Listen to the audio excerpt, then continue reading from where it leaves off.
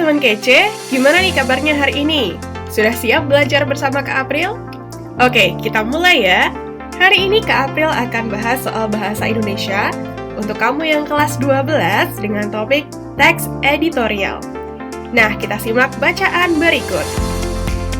Hati-hati menggunakan media sosial. Penggunaan media sosial dapat memicu munculnya kasus hukum.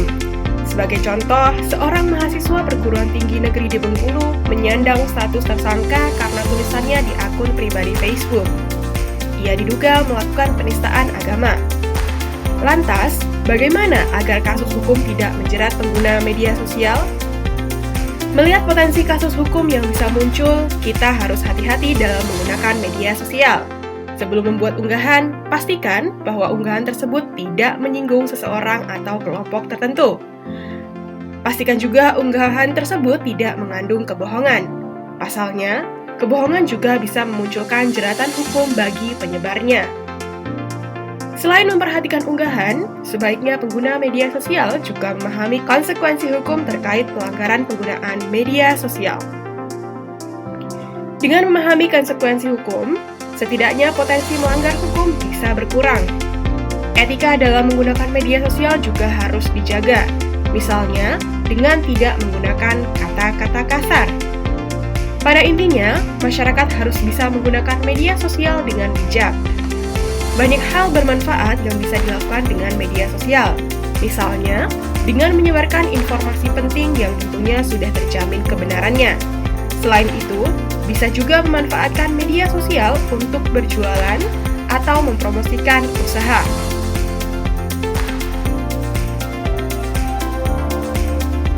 Saran yang disampaikan penulis terkait penggunaan media sosial adalah,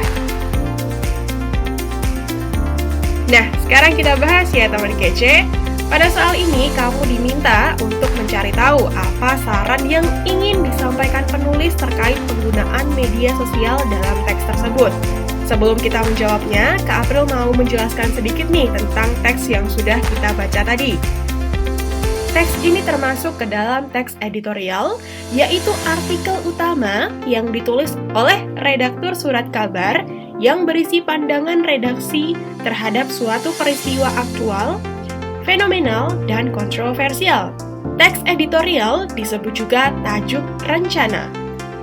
Struktur dari sebuah teks editorial adalah tesis, argumentasi, dan penegasan atau reiterasi. Nah, untuk mencari sebuah saran pada teks editorial, kita bisa melihat pada bagian penegasan atau reiterasi. Bagian penegasan teks editorial ini terdapat di paragraf keempat.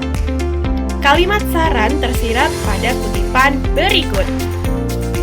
Pada intinya, masyarakat harus bisa menggunakan media sosial dengan bijak. Banyak hal bermanfaat yang bisa dilakukan dengan media sosial. Jadi, saran yang ingin disampaikan penulis terkait penggunaan media sosial adalah, betul sekali, pilihan jawaban A. Gunakanlah media sosial dengan bijak dan untuk hal-hal bermanfaat. Nah, gimana? Mudah kan ya? Nah, Kak April punya satu soal lagi nih yang bisa teman kece tulis jawabannya di kolom komentar. Jangan lupa untuk like, komen, dan subscribe, serta bagikan video ini ke teman kece yang lainnya. Kunjungi website kita juga di kejarcita.id karena ada ribuan soal yang dilengkapi dengan pembahasan yang bisa kamu pelajari. Download aplikasi Kejar Cita juga di Google Play Store. Kejar Cita, kejar ilmu, raih cita.